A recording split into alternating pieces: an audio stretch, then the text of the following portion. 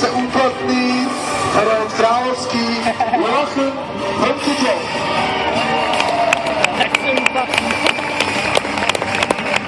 Dámy a pánové, za pozornost vám děkuje divadelní a kaskadérská skupina Štance Brno.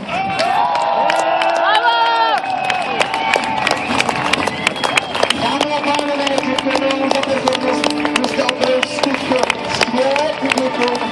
Já si trochu více, že jste dokonce předčili i to flanderské, protože bez vašeho povzbuzování, bez vašeho potlesku je náš turnaj nemohl proběhnout. Moc vám za to děkujeme a těšíte se s námi, buď zde, nebo na jiném evropském kolbišti na Skalnou.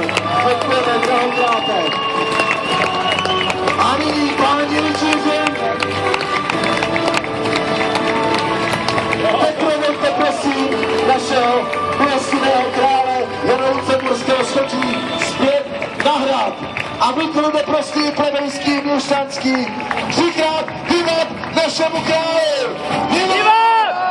Vyvat! Vyvat! A počasně velmi